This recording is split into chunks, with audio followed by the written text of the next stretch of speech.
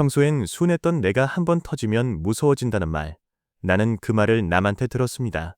미용실 단골 손님이 웃으면서 했던 말인데 그날 밤 그 말이 머릿속에서 떠나지 않았습니다. 그 손님이 틀린 말을 한 게 아니었습니다.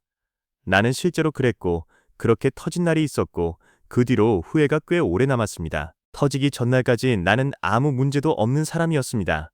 그런데 어떻게 멀쩡한 사람이 하루아침에 무섭게 변할 수 있었는지 그 이유를 나는 한참 뒤에야 알았습니다. 왜 나는 그렇게 오래 참았을까요?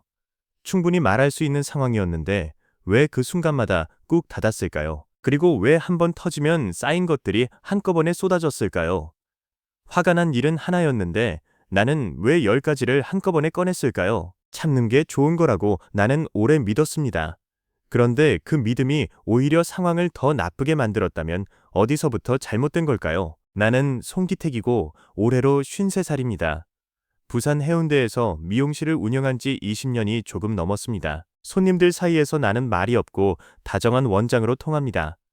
불만 있는 손님이 와도 웃으면서 받고 힘든 말을 들어도 맞장구를 쳐줍니다. 가게를 함께 운영하는 직원이 둘 있는데 두 사람 모두 나보다 나이가 적고 나는 늘 그 둘을 챙기는 쪽이었습니다.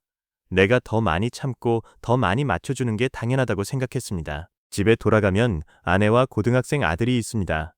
가게에서도 집에서도 나는 크게 화를 낸 적이 없었습니다. 그게 나라는 사람이었고 그게 내가 자랑스러워하는 부분이기도 했습니다. 그 일은 지난 가을에 있었습니다. 직원 중 한 명인 지연이가 예약 손님 2분을 빠뜨리는 실수를 했습니다. 그건 한 번이 아니라 석 달 사이에 3번째 같은 실수였습니다. 나는 그날도 손님께 사과하고 내가 직접 시간을 내서 처리했습니다.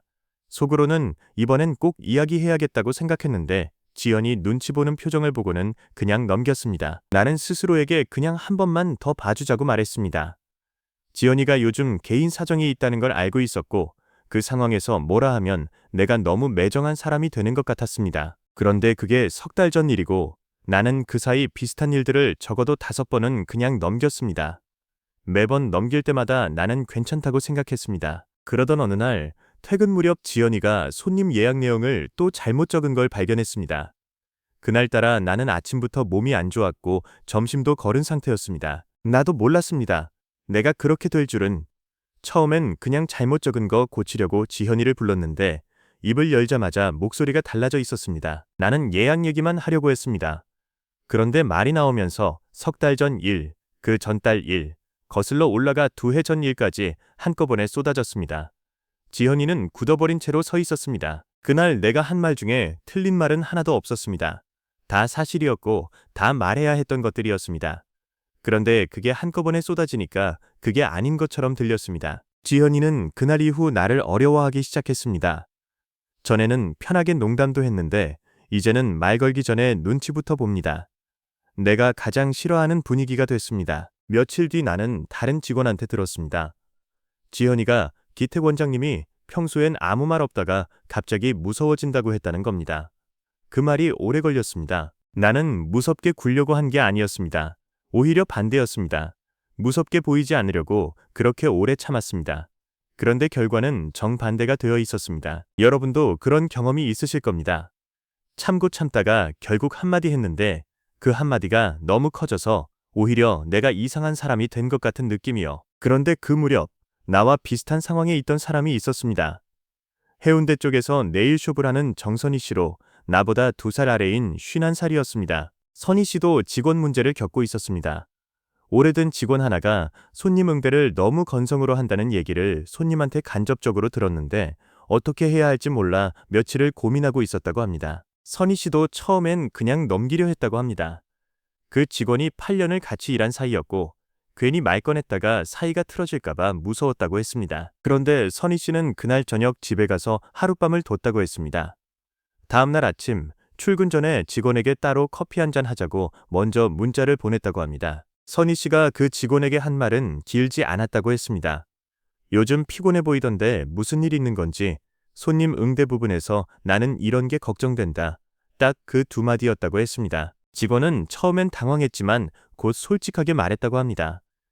집안에 일이 있어서 요즘 정신이 없었다고 그걸 몰라봐서 미안하다는 말까지 직원이 먼저 꺼냈다고 했습니다. 선희 씨는 나한테 이렇게 말했습니다. 하루 미뤘더니 말이 달라지더라고. 그날 바로 말했으면 감정이 섞였을 텐데 하룻밤 자고 나니까 내가 뭘 말하려는지 정리가 됐다고요. 두 사람 사이는 그 뒤로 오히려 더 편해졌다고 했습니다.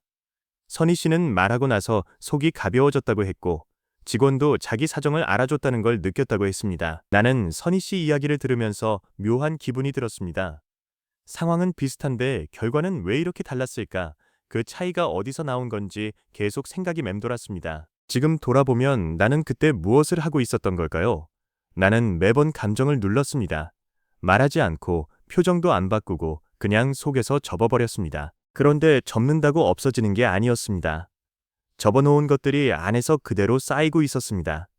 겉에서는 아무 일도 없는 것처럼 보였지만 속은 계속 채워지고 있었던 겁니다. 냄비 뚜껑 위에 돌을 올려놓으면 처음엔 버팁니다. 하나 올리고 또 올리고 계속 올리다 보면 어느 순간 뚜껑이 튀어오릅니다. 내 안에서 그 일이 벌어지고 있었던 겁니다. 문제는 내가 그 무게를 못 느끼고 있었다는 겁니다.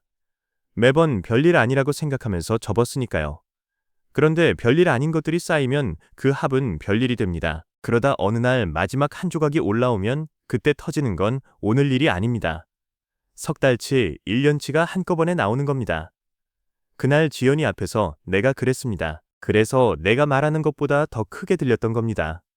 받는 사람 입장에서는 오늘 일로 그 말을 듣는 건데 내가 하는 말은 석 달 분량이었으니까요. 그 간격이 무섭게 만든 겁니다. 선희 씨는 달랐습니다. 하루 미루고 나서 딱 오늘 일만 말했습니다. 오늘 일을 오늘 것만큼만 말하니까 받는 쪽에서도 받을 수 있었던 겁니다. 나는 그걸 참는 게 다정한 거라고 생각했습니다. 그런데 실제로는 그 반대였습니다. 참는 게 쌓이면 터지고 터지면 오히려 상대가 더 상처를 받게 됩니다. 이 대목에서 마음이 걸리시는 분이 있다면 아마 비슷한 방식으로 살아오신 분일 겁니다. 참는 게 몸에 밴 사람들한테는 이게 유독 익숙한 이야기일 거라 생각합니다. 그렇다면 나는 왜 그걸 알면서도 바꾸질 못했을까요? 이 질문이 한동안 나를 붙잡았습니다. 모르면 바꿀 수도 없지만 안다고 해서 바로 바꿔지는 것도 아니더라고요. 생각해보니 나는 어릴 때부터 그렇게 배웠습니다. 우리 집에서 화를 내는 건 곧 문제를 일으키는 일이었습니다. 아버지가 화를 낼 때 집 안이 어떻게 됐는지를 나는 몸으로 기억합니다. 그래서 나는 자라면서 화를 내지 않는 것이 어른스러운 것이라고 배웠습니다. 참는 사람이 성숙한 사람이고 말 안 해도 이해해주는 게 진짜 어른이라고 생각했습니다. 그 믿음이 수십 년을 가면서 아예 몸에 박혀버렸습니다.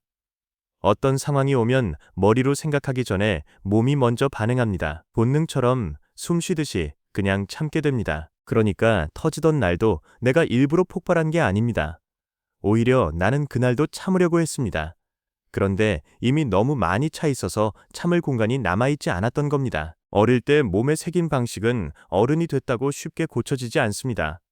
머리로는 다르게 해야 한다는 걸 알아도 실제 상황이 오면 어릴 때 배운 대로 먼저 움직입니다. 나만 그런 게 아닙니다. 어릴 때 참으면서 버텼던 사람들, 그게 살아남는 방식이었던 사람들은 대부분 그 방식을 성인이 돼서도 그대로 씁니다. 그게 몸에 밴 유일한 방법이었으니까요. 그러니 스스로를 탓할 이유가 없습니다. 내가 나쁜 사람이라서 폭발한 게 아닙니다. 내가 배운 방식이 그것뿐이었고 그 방식이 한계에 부딪혔을 뿐입니다. 그렇다면 어떻게 해야 할까요? 나는 처음엔 참지 말아야겠다고 결심했습니다. 그런데 그게 되질 않았습니다. 수십 년 몸에 밴 걸 결심 하나로 끊을 수는 없었습니다. 그래서 방향을 바꿨습니다. 안 참는 게 아니라 간격을 줄이는 겁니다. 10번 참던 걸 5번으로, 5번을 3번으로 줄이는 겁니다. 끊는 게 아니라 간격만 좁히는 거죠. 선희 씨가 한 것도 결국 그겁니다. 그날 바로 말하지 않고 하루를 두었습니다. 그 하루가 감정을 가라앉히는 시간이었고 그 시간 덕분에 말이 달라졌습니다. 나도 요즘은 그렇게 해보려 합니다. 그날 바로 말하기 어려우면 하루를 둡니다. 단 그 하루 동안 내가 정말 하고 싶은 말이 뭔지를 한 번만 생각해 봅니다. 하고 싶은 말이 뭔지 정리되면 그게 석 달치 묵은 이야기가 아니라 오늘 것만 나오게 됩니다. 오늘 것만 말하면 상대도 들을 수 있는 크기가 됩니다. 억지로 참지 말고 억지로 끊으려고도 말고 그냥 간격만 조금씩 줄여보는 것. 그게 내가 지금 할 수 있는 가장 작은 변화이고 그 작은 것이 생각보다 많은 걸 바꿔줬습니다. 처음에 내가 던졌던 질문들로 다시 돌아가겠습니다. 왜 나는 그렇게 오래 참았을까요? 참는 게 성숙한 것이라고 배웠기 때문입니다. 그 믿음이 말을 막고 있었습니다. 왜 한 번 터지면 쌓인 것들이 한꺼번에 나왔을까요? 매번 접어놓은 것들이 안에서 그대로 남아 있었기 때문입니다. 없어진 게 아니라 쌓여 있었고 결국 한꺼번에 나온 겁니다. 참는 게 어디서부터 잘못됐냐고 하면 참는 것 자체가 잘못은 아닙니다. 문제는 너무 오래, 너무 많이 쌓인 뒤에야 말하게 된다는 겁니다. 그 간격이 감당할 수 없는 크기를 만든 겁니다. 이 이야기는 그로스가 오래전부터 연구해온 것과 맞닿아 있습니다. 그로스는 감정을 억누르는 방식이 겉으로 보이는 표현은 줄이지만 몸 안의 긴장은 그대로 남긴다는 것을 밝혔습니다. 내가 참는 동안 겉은 조용했지만 속은 계속 끓고 있었던 이유가 바로 그겁니다. 지금 이 이야기를 들으면서 떠오른 얼굴이 있다면 그 사람 이야기를 댓글에 남겨주세요. 직원이든 가족이든 오래된 친구든 그 얼굴이 있다면 여기서 꺼내셔도 됩니다. 영상이 도움이 됐다면 구독과 좋아요도 부탁드립니다.